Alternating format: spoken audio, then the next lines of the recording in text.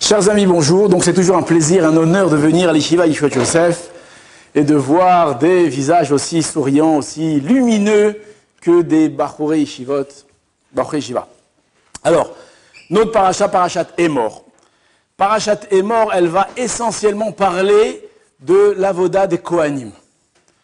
Et là-bas, on va voir que les Kohanim, ils vont être sanctifiés et ils vont être élevés au-dessus de tout le monde.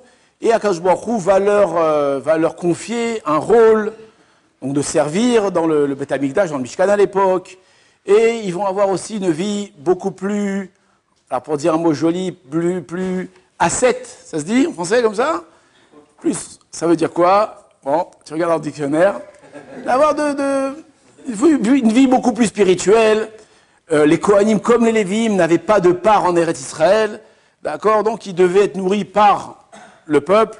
Donc c'était des gens saints qui devaient se sanctifier et se réserver, être kulo Torah. Et 2 fois par an, enfin c'est pas 2 fois par an, c'est apparemment 5 fois par an. J'ai pas vu que c'est marqué 5 fois, mais 5 fois par an. Alors tous les Kohanim montaient à Jérusalem et ils allaient travailler au Beth Amikdash. Alors pourquoi je dis 5 fois par an? Je ne sais pas si le calcul est nachon, hein, mais on sait qu'il y avait 24 gardes de Kohanim. Donc chaque garde, elle travaillait 2 fois par an. Si on dit qu'il y a 50 semaines, il y a 48 semaines dans l'année, qu'il y a 50 semaines. Donc chaque garde venait 2 fois par an, plus venait au moment des fêtes. Alors c'est quoi arabe les fêtes? Pessah, Sukkot, Shavuot aussi, elle venait toutes les... Peut-être que oui, peut-être sûrement alors. Donc elle devait venir 5 fois par an à Jérusalem et donc officier dans le Beth Amikdash. Maintenant, on voit qu'ils ont beaucoup de règles et on voit que la Torah, elle va énormément insister sur toutes les règles qui concernent les Kohanim. Alors, on ne va pas réellement parler des Kohanim, mais on va parler de combien la Torah, elle va insister sur toutes les règles qui concernent les Kohanim dans tous les détails.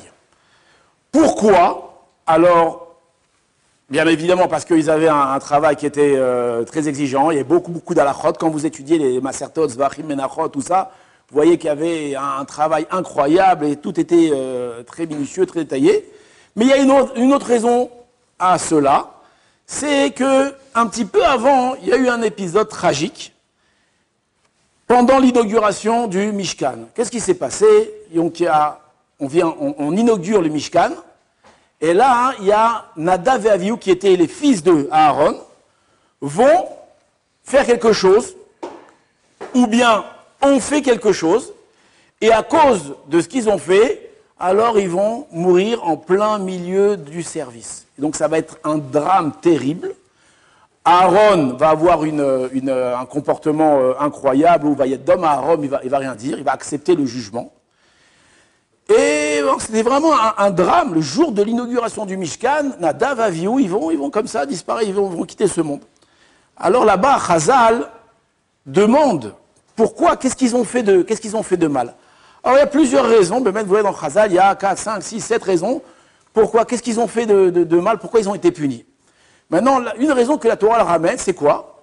C'est qu'ils ont apporté ce qu'on appelle Esh Zara. C'est quoi Esh Zara? Un feu étranger.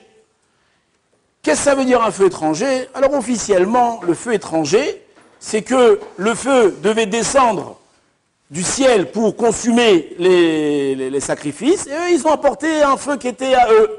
Alors c'est quoi exactement la faute? Comment ça s'est passé exactement? Alors aussi, allez regarder les Mefarshim, il y a beaucoup à dire, beaucoup à expliquer, c'est pas ici le propos.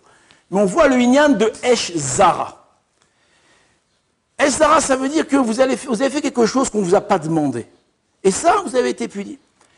On va voir qu'après, plusieurs fois, la Torah va insister sur les ordonnances, et elle va nous ordonner, alors il y a plein de psukim, si vous voyez dans les psukim, qu'on devait faire Ka'asher Tziva Hashem, comme Hashem l'a ordonné, Il y a même un endroit dans Parashat, je me souviens plus, où là-bas, pire que ça, on voit qu'il y a une ordonnance de faire comme Hachem va m'ordonner, et après, il y a l'ordonnance de ce que je dois faire. Comprenez ou pas? D'abord, je te dis, je vais te dire quelque chose, mais attention, je veux que tu le fasses. Et après, je te dis que c'est ce que tu dois faire. Alors là-bas aussi, les Mefarshim, ils demandent pourquoi est-ce que la Torah, elle va autant insister sur ce Ka'asher Tziva Hachem. ce que Hachem il t'a ordonné. Et on voit Bémet que eux, ils ont fait quelque chose. Que l'Oka Asher Tziva Hachem, et il leur est arrivé ce qui est arrivé. Alors, on ne va pas parler des Kohanim, on va parler de nous. Est-ce que cette ordonnance de Ka'asher Tziva Hachem, elle nous touche à nous?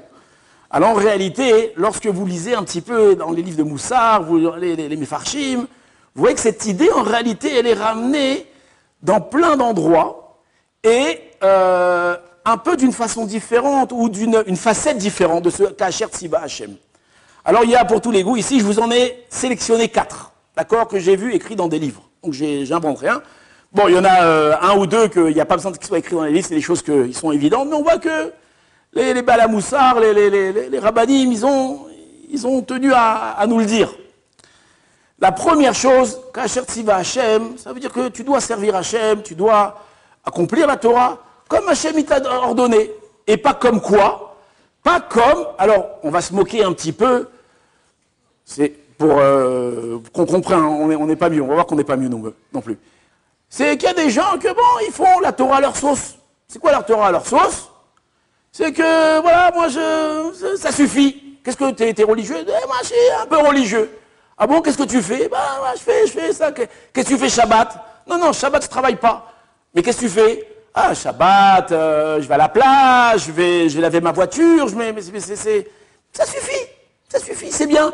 Hachem, il a dit de se reposer, c'est bien, ça suffit. Qu'est-ce qu'on dit à quelqu'un comme ça? Disait l'Onachron.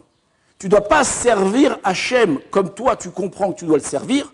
Tu dois servir Akadosh Baruch Hu, Ka'asher Tziva Hachem, comme Akadosh Baruch Hu, il t'a ordonné de le servir. Alors pour lui, le Shabbat, c'est quoi? Le Shabbat, c'est de faire le kiddush le vendredi soir, c'est de manger le couscous boulette ou le gefilte fish, ça dépend d'où vous habitez, c'est d'inviter la famille, c'est très honorable. Mais pour lui, ça s'arrête là, c'est tout, c'est bien. Maintenant, il y a un peu plus. Il y a, est-ce que tu pries?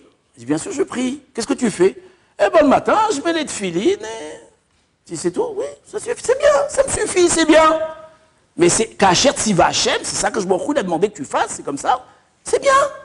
Alors, il y en a qui font un peu plus, ils vont à Shacharit. Et Mincha vite, non, c'est bien, je fais Shacharit déjà. Mais c'est Ka'asher Tziva Hachem, ça, c'est ça qui devait, je m'en roule de toi.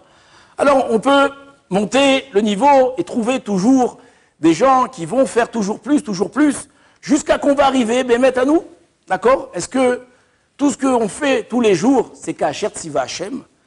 Est-ce qu'on est vraiment des Avdei Hachem, qu'on respecte le Shulchan Aruch à la lettre? Vous allez me dire, c'est extrêmement difficile. C'est vrai que c'est difficile, d'accomplir tout ce qui a marqué dans le Shulchan Aruch, c'est plus qu'une discipline, c'est un investissement de vie. Alors vous allez dire, moi je suis débutant. Ok, tu es débutant, aucun problème. Mais est-ce que tu as ambition d'avancer? Est-ce que tu as ambition de devenir un Eved Hachem, Ka'asher Tziva Hachem ou pas? Alors il y en a qui s'arrêtent. Ils ont arrivé à un certain niveau, ils s'arrêtent. Je me limite à ça. Alors en réalité, je vous invite, chacun d'entre vous, moi le premier je l'ai fait, de s'introspecter. Est-ce que, Bémet, chaque chose que je fais, c'est Ka'asher Tziva Hachem? Alors, on a donné ici des exemples d'accomplissement de mitzvot, on va dire pratiques, mettre les tefilines, prier. Mais Ka'asher Tziva Hachem, c'est pas que ça. On a vu dans Parashat Kedoshim, il y a plein d'halachot encore là-bas. Il y a l'otikom, l'otitor, vous avez vu ces halachot ou pas? L'interdiction de se venger, l'interdiction de prêter rancune, il y a plein d'autres interdictions qui sont liées à Ben Adam Lachavero. Alors c'est vrai, toi tu as une grande barbe, d'accord, tu fais mitra, shachit mitra arvi, tu mets tout, mais ces halachot-là, tu les accomplis? Est-ce que tu fais Ka'asher Tziva Hachem? Ça aussi, ça fait partie de la Torah. Et on voit que parfois, alors vous voyez, on est très makpid sur ça, mais on n'est pas makpid sur ça, ou des fois le contraire, le monsieur il est super Ben Adam Lachavero, et Ben Adam Lamakom, non. Alors c'est ça que le verset de la Torah nous dit, arrêtons, qui je suis pour dire arrêtons de servir à Akadosh Baruch Hu comme nous on a envie de servir, comme ça nous plaît, comme ça. C'est l'onachon. Ka'asher Tziva Hachem. Il y a beaucoup d'alachot dans Ben Adam Lachavero, entre un homme et son prochain, Ben Adam Makom, le comportement qu'on doit avoir, la façon dont on doit parler. Est-ce qu'on fait réellement attention à nos yeux quand on marche dans la rue? Est-ce qu'on enlève nos yeux, on fait attention? Est-ce qu'on fait Kacher Tziva Hashem ou non, nos yeux se baladent à droite, à gauche, on regarde tout ce qu'il y a à regarder. Ça aussi, c'est Kacher Tziva Hashem. Donc on voit que cette application, cette ordonnance, elle nous touche à tous et à tous les niveaux. Alors il ne faut pas non plus rentrer dans les... Je ne vais pas vous rentrer dans l'angoisse, hein. Besrat Hashem, léat, aval au moins avoir une aspiration de grandir, de comprendre, ok, aujourd'hui j'ai des mauvaises midotes, je me comporte mal, mais au moins je sais ici que c'est pas bien ce que je fais. C'est pas bien ce que je fais, Besrat Hashem, j'aspire à avancer, j'aspire à grandir. Et pas dire, non, moi je fais pas ça, moi je suis un juif jusque-là, plus je suis pas un juif. C'est l'onachon, Kacher Tziva Hashem. Ça c'est la première chose. La deuxième chose, alors vous la placerez si vous voulez avant, vous la placez après, mais on voit qu'il y a une contradiction très intéressante dans Chazal. Alors, ce n'est pas une contradiction, c'est on n'a pas peur, on dit contradiction, allons-y, mais vous comprenez ce que je dis, contradiction. Et là, on voit que quand ils sont arrivés, ils allaient recevoir la Torah, alors, qu'est-ce qui a marqué? Est-ce que vous voulez recevoir? Vous connaissez l'histoire, on l'a raconté la dernière fois. Il est parti à Kishborou voir les nations du monde, il est parti voir Esav, il est parti voir tout le monde.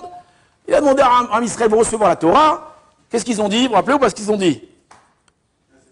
Non, ils ont dit combien ça coûte? Il a dit c'est gratuit et de moi en deux. Non, ça c'était la blague. Vous vous rappelez pas? Dommage. En tout cas, qu'est-ce qu'ils ont dit? Non, c'est Venishma. Non, c'est Venishma, ils ont accepté la Torah, bien sûr que je me qu'on accepte la Torah. Maintenant, plus tard, on voit qu'il y a un autre Hazal, lié à un verset, où Rashi ramène d'ailleurs, qu'est-ce qu'il dit? Qu'au moment de Matan Torah, qu'est-ce qu'il a dû faire Hachem? Il a dû leur mettre Arc et Gigit. Il a pris la montagne, le Har Sinaï, il a mis au-dessus de leur tête. Il a dit, ou vous recevez la Torah, ou si vous serez enterrés.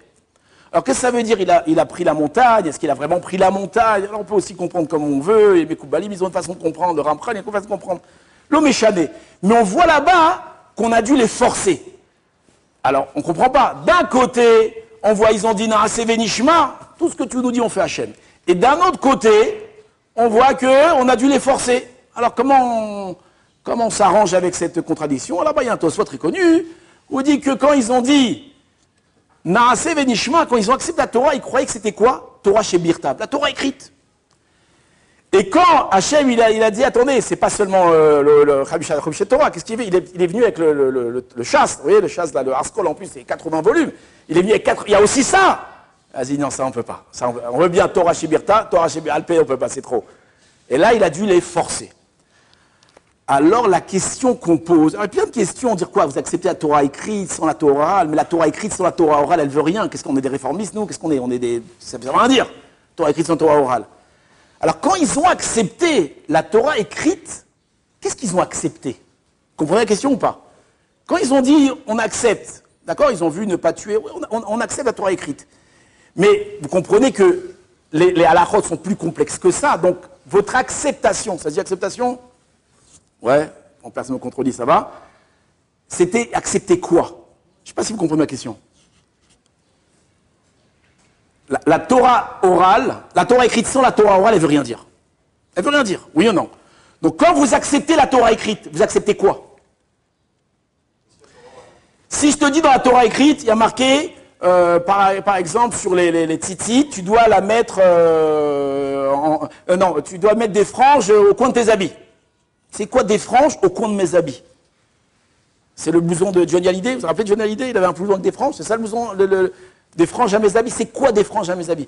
Où on doit les en signe entre mes yeux. C'est quoi en signe entre mes yeux? Qu'est-ce que je dois mettre en signe entre mes yeux? Je dois me tatouer quelque chose ici. Je dois mettre sur la truc, mettre ma tête dessus. C'est quoi? Donc on voit en réalité toutes les halachot qui sont marquées dans la Torah écrite, on ne peut pas les appliquer. Donc quand vous avez accepté la Torah écrite, vous avez accepté quoi? C'est compliqué. Oui ou non? Alors c'est pas plus qu'à notre, c'est plus profond qu'à notre sauce. C'est que, et en réalité ce principe il existe, on le voit chez certaines, alors je ne dis pas que c'est des communautés, ils n'appartiennent pas au peuple juif, mais on voit qu'il y a des gens qui ont pris cette doctrine. Par exemple, alors c'est plus dur d'expliquer les tefilines et le talit, mais les grands principes, par exemple, il y a marqué ne pas tuer. Vous voulez savoir la Torah? Qu'est-ce qu'il écrit? Ne pas tuer. Ah ouais, ne pas tuer c'est bien, ouais, t'as raison, on vit dans un monde de barbares où tout le monde s'entretue. Ben, ok, nous on sera un peuple, on tuera pas. On tuera pas, ok. Honore ton père et ta mère. Ah ouais, c'est beau, ouais, le respect des parents, c'est super, ouais, la famille, les parents, C'est bien, on ne va pas vivre en égoïsme, il y aura le père, il y aura la mère, Ata, papa, il aura une place, maman, il aura... Oh là, c'est beau, oui, super, on veut ça. C'est bien, ne pas faire l'adultère. Ah bah oui, c'est bien aussi pas faire l'adultère, on va être fidèle, on va créer des familles, c'est bien. Donc ils ont, ou comme ça on pourrait comprendre qu'ils ont accepté la Torah sous la forme, dites-moi un mot, philosophique. La Torah c'est une philosophie. Ouais, on veut bien, nous on veut bien être le peuple de Dieu, un peuple philosophique, qui a des préceptes. Vient la Torah, on dit, oh, Kasher Tziva Hashem. Lorsque je te dis d'honorer ton père, je ne te dis pas d'honorer ton père, alors comme il a dit, à ta sauce, ou bien dans le côté philosophique, ou bien de créer une ambiance sociale où il y a le respect des anciens, ou dans les bus où il y a marqué « laisse ta place à l'ancien », où on ne va pas dire on ne doit pas tuer parce que c'est moche de tuer, il faut faire vivre, tout le monde doit vivre, peace and love, oui. Non, c'est pas ça. Lorsque Akadosh Baruch Hu t'ordonne de faire les choses, Kasher Tziva Hashem. Et chaque chose, chaque précepte rapporté dans la Torah, il a ses halachot. On peut aller dans l'extrême. Je vous donne un exemple, je ne vais pas trop m'allonger. Par exemple, marqué ne pas tuer. Il y en a qui sont partis dans l'extrême. Ne pas tuer, ben ne pas tuer, on ne tue pas. Ah bon, ne pas tuer, mais imagine qu'il y a des ennemis qui viennent à la porte de ta ville pour vous massacrer. Qu'est-ce que vous faites? Ah ben on ne tue pas, nous. Vous ne défendez pas? Ah ben non, ne pas tuer. Ne pas tuer. Mais quoi ne pas tuer? Il y a des halachot. S'ils viennent te tuer, tu ne peux pas te laisser tuer. Ah mais il n'y a pas qu'à ne pas tuer. Bon, ça c'est à l'extrême. D'accord? Ou on peut dire aussi à l'extrême, c'est que moi je ne tue pas, mais je vends des armes. Mais moi je ne tue pas. On peut dans les deux sens. Les deux, ils vont te dire, nous, on a adopté la philosophie, la Torah, de ne pas tuer. Viens, la Torah est orale, viens que je m'en disait l'onachon, ka'asher tziva Hashem. Chaque loi, elle a une façon d'être appliquée. Parlons, comme on a parlé du Shabbat. C'est quoi le Shabbat? On aurait pu croire le Shabbat, c'est beau, oui. C'est le jour le jour du repos, le jour où les employés vont pouvoir, on va fermer les usines, les gens vont pouvoir aller s'occuper de leur famille. C'est pas ça, Shabbat. Shabbat, c'est un jour profond. Shabbat, c'est un jour où on va recevoir quand je me dans nos demeures. Shabbat, il y a des halachot. Shabbat, il y a chaque détail, chaque chose est gérée. C'est ça, Shabbat. C'est pas l'esprit de Shabbat. Alors, l'esprit de Shabbat, il est important, mais c'est pas Kasher Tziva Hashem. Alors, cette application, on peut la mettre dans toute la halachot. Et on voit que Béhémet, beaucoup alors je ne dis pas des mouvements parce qu'ils n'appartiennent pas au peuple juif réellement, qui vont utiliser les préceptes de la Torah. Et ils vont, c'est aujourd'hui, vous n'écoutez pas ce qui se passe en Israël, mais les juges, aujourd'hui on vit dans un pays où les juges sont très corrompus, il y a beaucoup de problèmes dans la justice en Israël. Et quand il y a un juge qui parle, qu'est-ce qu'il dit? Tzedek, Tirdov. Ah, moi, Tzedek, Tirdov. Bémet, c'est Tzedek, Tirdov, tu cherches vraiment le Tzedek. Des fois, on entend des histoires, c'est du bluff, quoi. Ça, c'est la deuxième façon. Une troisième façon de comprendre ce cas Kasher Tziva Hashem. Alors là, je pars dans une autre facette complètement différente. Ça aussi, on l'a vu écrit. Alors, je vous raconte une histoire pour ça. Avant l'histoire, on a chacun un profil, d'accord? On n'est pas tous nés à Meacharim ou à, je sais pas, à Bnei Brak. On n'est pas tous nés de familles riches, de deux parents mariés, d'accord? Chacun il a un profil. Il y en a qui naissent aussi avec un cerveau extraordinaire. Il y en a qui, bon, ils ont plus de mal. Il y en a qui sont beaux, il y en a qui sont moches, il y en a qui sont gros, il y en a qui... chacun il a son profil, chacun il a son caractère, chacun a son profil. Maintenant, on raconte une histoire comme ça, où un jour, il y avait... Alors, je ne sais pas si vous avez déjà écouté dans les bandes dessinées des enfants, là-bas, à l'époque, en Russie, il y avait le bistrot, l'auberge, Bet Marzeach. Oui? Vous connaissez ces histoires ou pas? Là-bas, dans les pays, là-bas en Russie, en général, le paritz, comment on dit en français le paritz, le gouverneur de l'endroit, il donnait la gestion du Bet Marzeach, du bistrot, d'accord, de l'auberge du village. À qui donnait ça? En général, il donnait ça aux Juifs. Alors pourquoi Bémet, je ne sais pas, mais c'est connu, il donnait ça aux Juifs. Alors plein d'histoires de ça. Il y a une grande histoire du Baal Shem Tov avec le Kof. Vous connaissez l'histoire du Kof? Non? À l'occasion, le Rav vous racontera l'histoire du coffre.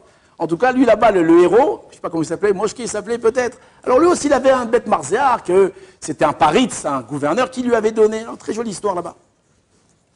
En tout cas, un jour, il y a un paritz, pas un paritz, il y avait un aubergiste, Moshke il s'appelait, Moshke parce qu'il donnait du mashke, le mashke c'est la boisson.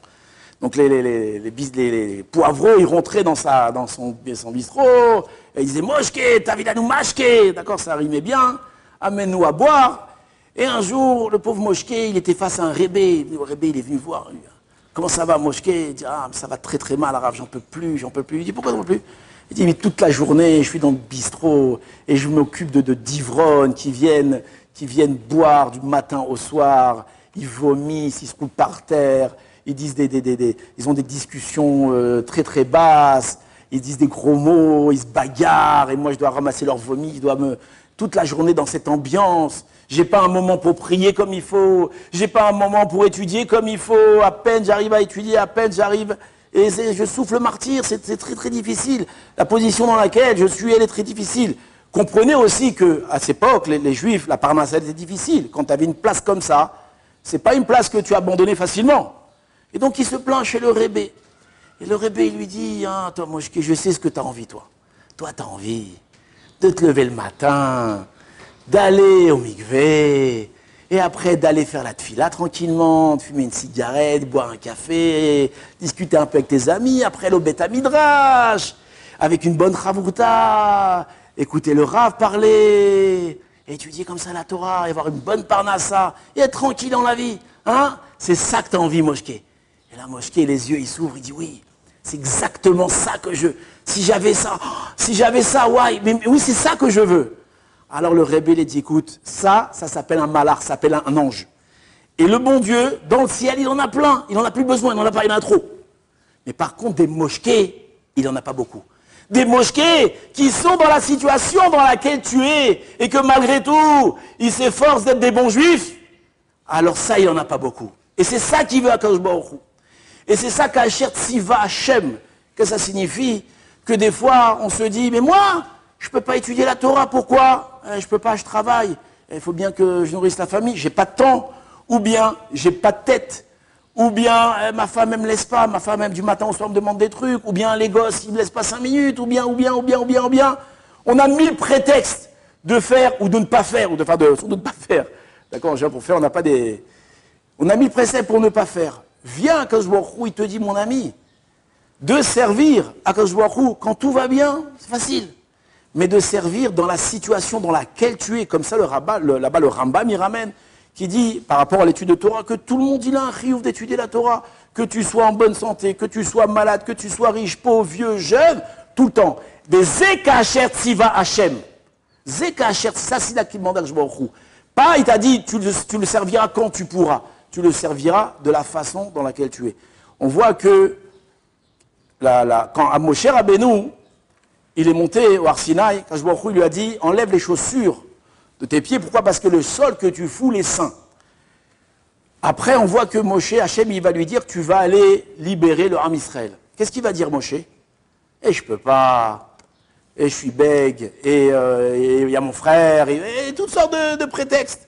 Akadosh Baruch Hu, qu'est-ce qu'il t'a dit? Il a dit, le sol que tu foules, il est saint. Ça veut dire, dans la situation dans laquelle tu es, cette situation, elle est sainte. C'est de cette façon que je veux que tu me serves. D'accord? Si tu étais un gibor, pas bègue, et tu n'avais pas de frère et machin, ok, c'était facile. Non, c'est d'Afka toi que je veux. Dans ta situation que je veux. C'est exactement toi que je veux. Moshe Rabbeinu, il avait plein de prétextes pour ne pas aller. D'accord? Moi, je vais aller frapper Pharaon. Mais Pharaon, moi, je lui dois beaucoup de reconnaissance. C'est lui qui m'a grandi dans sa maison. Oui, exactement toi on veut. De cette façon-là, je veux que tu me serves. D'accord? Ça, c'est Kacher, Siva, Hachem, encore une fois. Et, alors, c'est pas qu'on n'a pas de prétexte. On a des prétextes. C'est vrai que peut-être quelqu'un qui a le joug de la parnassa, ou quelqu'un qui a du mal, ou quand il étudie trop, il a mal à la tête. C'est vrai. Mais ça ne te rend pas pâteur de rien. Ça veut dire que, malgré tout, tu dois t'efforcer et faire un effort. Et on a vu combien de gens qui étaient dans la difficulté, qui n'arrivaient pas de parnassa, et ils ont fait l'effort. Il a ouvert le ciel et l'abondance est venue. L'abondance dans tous les sens. Ça, c'est la troisième façon qu'on montre Kacher Tziva Hashem. La quatrième façon, alors on part encore dans une autre chose, et c'est extrêmement lié avec ce qu'on fait des fois, c'est que la Gemara, dans Maseret Megillah, je crois, le Rav va me dire c'est bien Megillah, mais on nous raconte sur le nombre de Kohanim Gdolim qu'il y a eu pendant le deuxième Beth Amikdash. Vous savez, le deuxième Beth Amikdash, il a duré 430 ans. Le premier Kohen Gadol, c'était Shimon HaTzadik. Après Shimon HaTzadik, je crois que c'était Chonio. Nachon, lo Nachon, oui.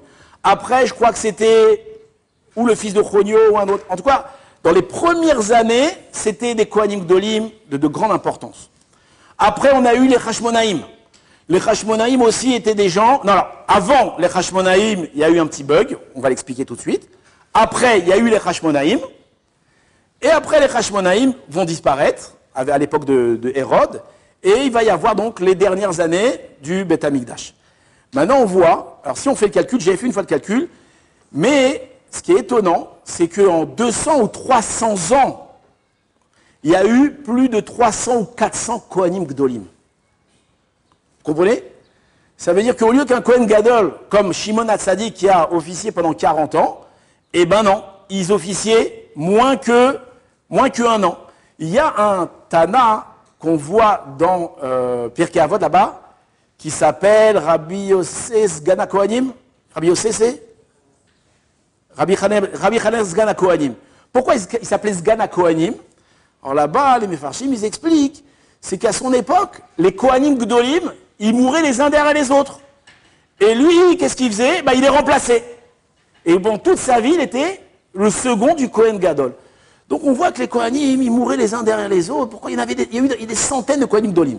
Alors vous avez demandé comment c'est possible. L'introduction elle est un peu longue, mais vous avez demandé comment est-ce que c'est possible. Alors tout simplement, c'est que pour devenir Kohen Gadol à l'époque, tout simplement, tu allais payer, tu allais voir le Paritz de l'époque, je sais pas ce que le Paritz, le gouverneur grec ou le gouverneur romain après, tu allais lui faire une enveloppe et tu lui dis voilà, moi je veux être Kohen Gadol, et il te nommait Kohen Gadol. Donc on voit que la Keuna Gdola, on soudoyait le Paritz pour devenir Kohen Gadol. Maintenant, on imagine bien que ces gens-là qui soudoyaient, ce n'étaient pas des gens d'un très grand niveau. Preuve en est, c'est qu'ils finissaient pas l'année. Alors il y en a apparemment qui sont morts dans le Kodesh HaKodashim, et Rabbi Chaner Sgan HaKohanim a dû les remplacer, ou bien ils sont morts avant, après, pendant, en tout cas on voit qu'ils sont morts très rapidement. Maintenant, la question qu'on pose, c'est qu'est-ce qui motivait ces gens-là de devenir Kohen Gadol? Tu veux être Kohen Gadol, mais tu ne sais pas que celui d'avant, et celui d'avant, et celui d'avant, et celui d'avant, et celui d'avant, ils sont morts. Il a fait 6 mois, l'autre il a fait 3 mois, l'autre il a fait 1 an, mais qu'est-ce que tu crois? Que tu crois que tu es mieux? Alors, j'ai vu écrit ça. Il y en a que, chacun il croit qu'il est mieux. Il dit, oui, mais moi c'est autre chose. Moi, c'est autre chose. On croit qu'on est mieux que les autres. Oui. Mais c'est pas ça l'essentiel de l'explication. Il y a 2 explications. La première, c'est que le kavod. Le kavod. Un homme, il aime le kavod. D'accord? Quand il est riche, il a tout ce qu'il veut. La chose qui lui manque, c'est quoi? C'est le kavod. L'honneur. Je veux qu'on m'honore. Et d'être le Kohen Gadol, après le roi, ou même, je crois même parallèle au roi, c'était le plus grand personnage du royaume. Donc moi, je suis prêt à payer. Et plus que ça, je suis prêt à risquer ma vie pour être le Kohen Gadol. Quelqu'un m'a raconté, quand j'ai raconté ça à quelqu'un, qu'il y a des années aux États-Unis, il y a eu un phénomène que des gens se suicidaient devant des caméras. Vous avez entendu ça ou pas? Il y a eu un phénomène comme ça. Pourquoi? Des gens qui montaient sur des gratte-ciel et vous me voyez, ouais, bah, je saute. Pourquoi? Ils voulaient un jour faire la une des journaux. T'es prêt à mourir? Qu'on le voit. Vous m'avez vu, c'est moi. Voilà. C'est fou. Mais, en tout cas, le kavod, il rend fou. Ça, c'est une explication. Mais ce n'est pas l'explication qui nous intéresse à nous. Il y a une autre explication qui est extraordinaire. C'est qu'en réalité, le Kohen Gadol, par son travail, par les conditions dans lesquelles il vivait dans le Beth Amikdash, et s'il y arrivait le fait de rentrer dans le Kodesh HaKodashim, alors il recevait une perception du divin qui était hors du commun. D'accord? Quand on arrivait à Yom Kippour, le Kohen Gadol, à Yom Kippour, après s'être sanctifié, après être tout fait, il va rentrer dans l'endroit le plus saint du monde, le Kodesh HaKodashim, il avait une proximité avec Hachem qui était très très forte. Et c'est d'ailleurs une des raisons pour lesquelles, des fois, il mourait. Pourquoi? C'était trop puissant pour lui. Trop puissant pour lui. Et on voit que ces gens-là étaient peut-être des gens religieux, qui étaient des gens qui avaient une bonne intention, d'accord? C'est pas le kavod qu'ils recherchaient. Qu'est-ce qu'ils voulaient? Avoir une proximité avec Hachem. Et moi, je suis prêt à prendre le risque, d'accord, pour une fois rentrer dans le Kodesh HaKodashim, mais ressentir c'est quoi la Shrina, mais la ressentir à l'état pur, puissante. Ça, c'est comme ça, on explique pourquoi les Kohanim étaient nommés, pourquoi ils mouraient. Maintenant, en quoi ça nous touche à nous? En réalité, c'est un truc qui nous touche à fond. Comment? Nous aussi, on a envie de grandir. On a envie, alors on a été au début, qu'on a fait tchouva. Vous vous rappelez qu'on a fait tchouva au début, hein? Alors il y avait comme ça un entrain, alors on allait prier, on faisait la Hamida, des fois même on pleurait. Vous vous rappelez quand vous pleurez quand on faisait la Hamida? C'est arrivé, ouais, ça. Ouais, on avait ici un élève il y a longtemps, à 25 ans, il faisait le Birkat Hamazon en pleurant, le bonhomme. Il mettait 35-40 minutes, il pleurait. Il était ému, il le faisait en français, ça. Il était ému, les mots, les trucs. Il avait une proximité, il ressentait des choses, c'était beau. Vous vous rappelez la première fois que vous êtes parti au mikvé? La première fois qu'on est parti au mikvé, on est sorti, on a senti, non, je suis délire, je suis seul. Non, mais la première fois qu'on a fait Shabbat vraiment comme il faut, on a quelqu'un qui fumait, il n'a pas fumé, et il a ressenti que c'était pas dur. Il a ressenti une élévation, il a ressenti quelque chose. Mais mec, quand un Baal Tchouva, il fait Tchouva, que je bourrou, il a une grande pitié pour lui. Enfin, grande pitié, c'est pas une pitié, il aime le Baal Tchouva, donc il va lui donner un petit peu, il va lui donner ce qu'on appelle la manne. La manne, c'était quoi la manne? On était dans le désert, et on recevait quelque chose de gratuit, on mangeait, ça avait le goût qu'on voulait. Mais arrive un moment, ça y est, la manne, c'est au début. Maintenant, il faut que tu commences à travailler, mon ami. Et parfois, on a du mal à retrouver toutes ces sensations. Et on cherche ces sensations. Quelqu'un qui a été orienté, alors pourquoi je dis orienté? Parce que parfois, c'est pas sa faute. Parfois, c'est qu'il a mal été orienté ou il a mal compris les choses. Alors, pour rechercher ça, il va faire parfois n'importe quoi. Quelqu'un d'équilibré, qui était orienté, alors, il est venu à la yeshiva, ou bien il est rentré dans un beth midrash, il est parti voir le Rav, il a montré, tchouva. Qu'est-ce que le Rav il a fait? Il a dit, maintenant viens, on va étudier vraiment la Torah. Il lui a pris une Gemara, et il a commencé à étudier avec lui. Alors au début c'était dur, mais il avait encore ce feu-là. Il a commencé à comprendre les mots, un mot, deux mots, trois mots, il a compris une svara, il a commencé à kiffer, il a commencé à rentrer dans le chose, il a commencé à comprendre la halachot, pourquoi on fait ci, pourquoi on fait ça. Donc cet entrain, ce kiff qu'il a eu, il a réussi à l'entretenir. Alors c'est pas tous les jours facile, d'accord? C'est pas tous les jours dimanche ou samedi, je sais pas. Alors des fois c'est difficile, il y a des hauts, il y a des bas. Mais celui qui a eu un kécher avec le limoud, qui a eu un kécher aussi avec des vrais rabbanim, des gens normaux, d'accord, qui ont des discours normaux, qui essayent de t'élever de façon normale, d'accord, qui te parlent de choses équilibrées, d'accord, pas des fous. Il y a beaucoup de fous, vous savez, il y a beaucoup de fous. Des gens, des moudjahidis qui te déglinguent la tête. Il y en a beaucoup, sur Internet surtout, il y en a une tonne. Des gens qui te déglinguent la tête. Alors, celui qui a eu cette évolution normale, alors il va grandir et au fur et à mesure de sa tchouva, alors il va s'équilibrer, il va trouver du plaisir à chaque instant de sa vie. Et il va grandir, il va devenir un vrai Ben Torah. Alors c'est vrai, il n'est pas venu à la yeshiva forcément. Ok, il travaille, c'est ce que tu veux. Mais au moins il a grandi équilibré. On a eu, Baruch Hashem, plein de gens qui sont passés par chez nous 1 mois, 2 mois, 6 mois. Après, ils sont retournés en France, ont travaillé, mais ils sont restés, ils ont eu un lien avec les rabbanim, ils ont eu un lien avec le Beth Midrash. Et ils ont réussi à entretenir ça et à grandir, à devenir des gens équilibrés. Le problème, c'est qu'il y a les autres. C'est qui les autres? Alors, il y a 2 sortes d'autres. Il y a ceux qui pensent qu'ils vont pas assez vite. Je vais pas assez vite, moi je veux plus, je veux toucher Hachem, je veux la truc. Alors là, il va rentrer dans des délires. Il va rentrer, il va commencer à faire toute autre chose. Le Messilat Yesharim, il parle d'une notion qui s'appelle la Itras Douyot. En français, comment dire traduirait? La chassidification, c'est bien comme mot. Itras Douyot, c'est quoi? C'est que le bonhomme, il a envie, il est religieux, lui, il a envie, il plus. Alors il va s'acheter un grand chapeau, il va s'acheter une grande barbe, des grandes péotes, un grand manteau, un grand, tout grand et tout. Il va à l'odeur faire des trucs. On se moque, mais il y a de quoi se moquer des fois. Il va entrer dans des délires. Pourquoi? Parce qu'il veut revenir à ça. Alors il cherche un moyen de le faire, il cherche. Mais ça s'appelle les traces d'Ouyot, Zelonachon, c'est pas vrai. Et c'est exactement quand c'est Kohanim Gdolim. Tu prends pas le bon chemin, mon ami, tu as envie de te coller la shrina, c'est pas comme ça qu'on fait. Là, tu vas brûler ton âme, tu vas devenir un débile, tu vas devenir un taré. Alors il y a aussi des gens qui vont commencer à d'étudier de la Kabbalah, d'étudier des trucs profonds et des choses qui ne sont pas à leur niveau, qui sont pas...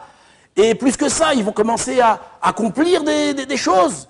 Le Rav Zilberstein, il raconte une histoire à l'époque Il raconte une histoire qu'un jour, il y a un... Comment est l'histoire? Bon, plus quand l'histoire. Excusez-moi. Mais on voit que ce phénomène-là, c'est un phénomène qui touche beaucoup de gens. Maintenant, on parle des autres, mais en réalité, ça nous touche à nous. Est-ce que nous sommes réellement, et ça c'est aussi une introspection qu'on doit faire, sur un chemin équilibré? Est-ce que ce qu'on recherche, c'est vraiment l'équilibre? Est-ce qu'on est vraiment des gens normaux? On n'est pas un petit peu, comment on dit? Dites-moi une expression où il est parti, le Marseillais. Il n'a pas une expression marseillaise comme ça? Illuminé ou déglingué du... Un peu fada, un peu déglingué du cerveau. Et ça, on doit s'introspecter. Alors peut-être les premières années, ok, j'étais bécédaire, arrive un moment, ça y est, je me déglingue, je deviens un truc. Ou bien, aussi on l'a vu, des gens qui sont maintenant plus intelligents que les rabbinim, plus intelligents que le rab, plus intelligents. Et ça, on entend aussi des discours où des gens, ils ont des comportements très extrémistes, très machin. Ah bah le rabbin, ils interdisent les rabbinim. Non, mais c'est pas des rabbinim, eux, ils connaissent rien. Ah, c'est comme ça qu'il faut faire. Bah, c'est comme ça qu'il faut faire. Où c'est? Tu t'es déglingué, où c'est? Et donc on voit aussi que c'est pas Ka'asher Tziva Hashem. Sers à Kadosh Baruch Hu comme Hashem il veut que tu le serves. Et c'est quoi l'essentiel de servir Hashem? D'être un homme normal. D'être un homme normal. Moi quand je suis arrivé à la yeshiva, j'étais un peu illuminé, c'est vrai. Bon, c'est normal, tout le monde, on est un peu tous illuminés. Il y a ce qu'on appelle le syndrome du Baal Tshuva. C'est le syndrome du Baal Tshuva. Des gens un peu illuminés comme ça. Par exemple, il y a des blagues même sur eux, les Baal Tshuva. Vous la connaissez, la blague, oui? Combien il faut de Baal Tshuva pour changer une ampoule? Elle est connue. Combien il en faut? Il faut 10. Pourquoi 10? Un qui monte sur la table pour changer l'ampoule et 9 qui cherche la bracha dans le sidour. Alors c'est une blague, mais bon, c'est... Mon cousin, il m'a attrapé comme ça. Il m'a dit, l'essentiel, c'est de rester normal. L'essentiel, c'est de rester normal. Reste normal. Reste normal. Alors vous allez dire, ça ne nous parle pas, Baruch Hashem, on a la yeshiva, c'est vrai, Baruch Hashem, vous êtes préservés parce que vous êtes bien entourés. Baruch Hashem, l'Aïnara, vous avez le Rav ici, un monsieur d'une normalité hors du commun. C'est un compliment, oui. Normalité qui est hors du commun, je le connais depuis longtemps. Et toujours suivre le chemin des rabbinim, même parfois quand on a envie de s'élever un petit peu plus. Alors aussi, il faut voir, est-ce qu'on a le niveau? Peut-être on doit un petit peu se calmer. Peut-être que d'abord on doit... Il y a aussi un problème chez les Bachourim. Très souvent, on veut monter de chiour. D'accord? Je veux plus. Alors des fois, Magi Alecha, tu peux. Mais des fois, mon ami, apprends d'abord à lire le truc. Après, tu attends un petit peu. Non, mais ça fait longtemps que je suis là. Bah oui, peut-être que tu commences à travailler. Hein, c'est vrai que ça fait 6 mois que tu es là, mais peut-être que tu commences à prendre un crayon et commencer à réellement travailler. Et après, tu pourras passer. Tu vas rester 6 mois dans un cours et rien faire. Tu peux pas te plaindre que tu n'avances pas. Si, travaille. Donc ça aussi, c'est Ka'asher Tziva. Ouais, c'est triste. Je voulais parler d'autre chose, mais voilà, c'est trop tard. Hein? Le Sikoum des 4. Vous êtes prêts ou pas? D'accord? C'est l'argument du débutant jusqu'au plus avancé, que moi je me suffis de ça. D'accord? Ça me suffit. Moi, servir Hachem, c'est comme ça. D'accord? Qu'est-ce qu'on lui dit? On a Ka'asher Tziva Hachem. Si on doit servir Hachem, comme le Shulchan Arour, il te demande de servir Hachem. Shabbat, c'est pas arrêter de travailler et laver sa voiture. Non, c'est pas ça Ka'asher Tziva Hachem. Ka'asher Tziva Hachem, c'est de servir Hachem comme lui veut que tu le serves. Faire Shabbat comme lui veut que tu le fasses. Vous savez aussi, très intéressant, une fois, il y avait un bonhomme qui avait des tefillim qui étaient un peu pas des beaux tefillim, c'était un peu tordu. Et je lui dis, tu sais, tefillim, machin, qu'est-ce qu'il m'a dit? Tout de suite, il m'a arrêté. Il m'a dit, moi ça suffit. Moi ça me suffit. Ils sont bleus, tes filines, ils sont verts, ça me suffit. Genre, le geste, il me suffit. C'est pas Ka'asher Tziva Hachem. Akadosh Baruch Hu, il veut que tu mettes tes filines, il veut que tu mettes des filines kasher. Ça, c'est le premier. Le deuxième, on avait dit le Naaseh Venishma avec le Arke Gigit. Tu te Ka'asher Tziva Hachem, c'est dans la position dans laquelle tu es. Ce que tu es, de cette façon, il faut servir Hachem. D'accord? Bien entendu, ça c'est le deuxième, on avait dit. Troisième, c'était Moshké. Arkegit, deuxième.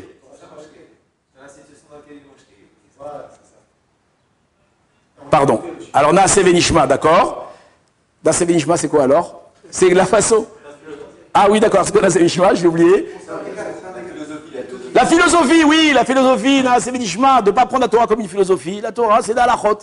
Alors vous allez me dire, on va non pas être non plus, c'est un technocrate de la halacha, et le bonhomme il est très carré, mais il est complètement... non, non, oh, c'est tout, ça va ensemble, ça va ensemble. Moshké, on a dit donc la façon dans laquelle, dans la situation dans laquelle tu es, attention, ça ne veut pas dire qu'un bonhomme, il est dans la galère, et dit, ah, le Rav il a dit qu'il faut que je reste dans la galère, et non, sors de ta galère, vas-y, trouve un autre travail, je sais pas, change ta vie. Mais en attendant, dans la situation dans laquelle tu es, sers Hachem. N'attends pas toujours on se dit, moi servir Hachem quand, demain, quand il y aura. Ouais, ne dis pas, comment c'est Chazal ils disent? Ne dis pas, Eshne, Mata, Shepne, Shema, Lotipane. Ne dis pas, j'étudierai quand je serai libre, parce que ça se trouve que je ne serai jamais libre. Et plus que ça, on rajoute que le Yetzer Hara a déjà prévu pour nous le programme de 20 ans à venir. C'est-à-dire que lui, c'est exactement tout ce qu'il va te faire dans les 20 ans à venir. Donc si un jour tu ne décides pas de sortir de ça, tu ne vas pas t'en sortir. Donc oui, sortir de cette situation. Mais en attendant, où tu es, c'est Hachem. Et le quatrième, on a ramené les Kohanim Gedolim, que des fois on veut avoir des aspirations parce qu'on a envie de s'élever plus, et des fois elles sont l'onachon, et elles risquent de nous déstabiliser. Et donc l'essentiel, c'est de quoi? De rester normal. Chazak u'baruch.